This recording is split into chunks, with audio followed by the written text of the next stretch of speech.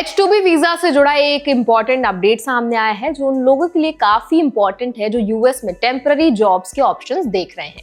तो इस वीडियो में आज हम समझेंगे कि H2B वीजा होता क्या है, 1 जनवरी से क्या फाइलिंग शुरू हो रही है, सिलेक्शन प्रोसेस कैसे काम करता है, वीजा कैप क्या है और इंडियंस को किन बातों का खास ध्यान रखना है। तो चलिए फिर फटाफट से वीडियो को स्टार्ट कर देते हैं। हाय, मेरा नाम है वर्षा दुबे और आप मुझे देख रहे हैं एनबीटी टेक एड पर। सबसे पहले मेन अपडेट समझ लेते हैं। US office of foreign labour certification यानी कि OFLC ने एम्प्लॉयर्स को याद दिलाया है कि वो H2B वीजा एप्लीकेशंस 1 जनवरी 2026 से फाइल कर सकते हैं। ये एप्लीकेशंस उन जॉब्स के लिए होंगे जिनकी स्टार्टिंग डेट 1 अप्रैल 2026 या उसके बाद की है। अगर कोई एम्प्लॉयर 1 जनवरी से पहले एप्लीकेशन फाइल करता है तो वो ऑटोमेटिकली रिजेक्ट कर दी जाएगी, यानी टाइमिंग यहाँ सबसे इंपॉर्टेंट फैक्टर है।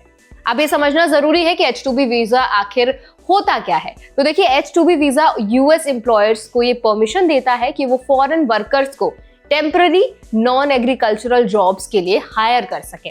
इसका मतलब ये खेती से जुड़ी जॉब्स के लिए नहीं होता, बल्कि हॉस्पिटैलिटी, लैंडस्केपिंग और कंस्ट्रक्शन जैसे सेक्टर्स में ज्यादा यूज किया जाता है। ये जॉब सीजनल हो सकती है या फिर शॉर्ट टर्म नेचर की भी होती है। H2B प्रोग्राम के अंडर कोई भी वर्कर मैक्सिमम 3 साल तक यूएस में रह सकता है।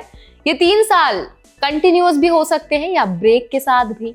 लेकिन जैसे ही ये पीरियड पूरा होता है, वर्कर को यूएस छोड़ना जरूरी होता है और कम से कम 3 महीने यूएस के बाहर रहना पड़ता है, तभी वो दोबारा अप्लाई कर सकता है। ये रूल बहुत स्ट्रिक्ट है और इसका वायलेशन फ्यूचर एप्लीकेशंस पर असर भी डाल सकता है। अब बात करते हैं सिलेक्शन प्रोसेस की, जो कई लोगों के लिए बहुत कंफ्यूजिंग होती है। जिन H2B एप्लीकेशंस की जॉब स्टार्ट डेट 1 अप्रैल 2026 है, उनके लिए OFLC एक रैंडम सिलेक्शन प्रोसेस यूज करेगा। ये प्रोसेस उन एप्लीकेशंस पर लागू होगा जो 1 जनवरी से 3 जनवरी 2026 के बीच फाइल की जाएंगी। इसका मतलब ये नहीं कि पहले अप्लाई करने वालों को पहले अप्रूवल मिलेगा, बल्कि सिस्टम रैंडमली तय करेगा कि कौन सी एप्लीकेशन पहले रिव्यू होंगी। ये रैंडम सिलेक्शन इसीलिए बनाया गया है ताकि फेयरनेस बनी रहे, क्योंकि फाइलिंग विंडो खुलते ही बहुत ज्यादा एप्लीकेशंस एक साथ आ जाती हैं। इस प्रोसेस को समझना इंडियंस के लिए भी काफी जरूरी है, क्योंकि कई लोग सोचते हैं कि एजेंट के थ्रू जल्दी फाइल करने से चांसेस बढ़ जाएंगे, जबकि ऐसा जरूरी नहीं है। अब रिजेक्शन की बात करते हैं। अगर कोई H2B एप्लीकेशन 1 जनवरी 2026 से पहले फाइल की जाती है तो वो सीधे रिजेक्ट हो जाएगी। इसके अलावा अगर OFLC को लगता है कि कोई एम्प्लॉयर एक ही जॉब के लिए मल्टीपल एप्लीकेशंस डाल रहा है तो भी प्रॉब्लम हो सकती है। ऐसे केसेस में एम्प्लॉयर से प्रूफ मांगा जाता है कि हर एप्लीकेशन एक अलग और रियल जॉब अपॉर्चुनिटी के लिए है। अगर एम्प्लॉयर ये प्रूफ नहीं कर पाता तो सभी रिलेटेड एप्लीकेशंस रिजेक्ट हो सकती हैं। अब वीजा कैप समझना बहुत जरूरी है, क्योंकि यहीं पर सबसे ज्यादा कंपटीशन होता है।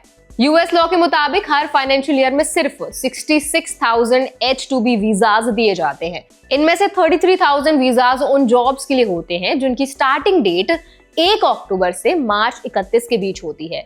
बाकी 33,000 वीजाज 1 अप्रैल से सितंबर 30 के बीच शुरू होने वाली जॉब्स के लिए रिजर्व होते हैं।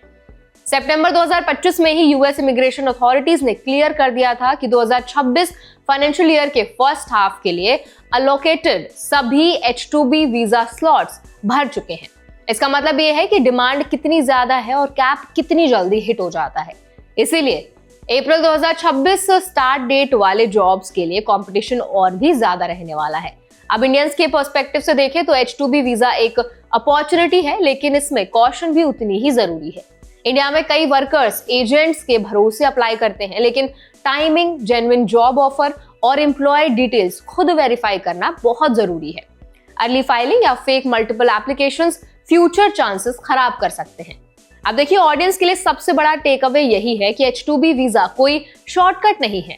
ये रूल बेस्ड प्रोग्राम है जिसमें डेट्स, कैप्स और सिलेक्शन प्रोसेस को समझना बहुत ज्यादा इंपॉर्टेंट होता है। सही इंफॉर्मेशन के बिना अप्लाई करना काफी ज्यादा नुकसानदेह भी हो सकता है। तो आई होप ये वीडियो आपको हेल्पफुल लगा होगा। इस वीडियो में आपको अच्छे से समझ आ गया होगा कि H2B वीजा किन के लिए होता है, फाइलिंग कब से शुरू होने वाली है और आपको किन किन चीजों का ध्यान रखना है एज अ इंडियन। तो अगर ये वीडियो आपको हेल्पफुल लगा हो तो उसको जरूर लाइक करें, शेयर करें। ऐसे और भी अपडेट्स के लिए, वीडियोस के लिए, इन्फॉर्मेशन के लिए हमारे चैनल एनबीटी टेक एड को भी जरूर सब्सक्राइब करें।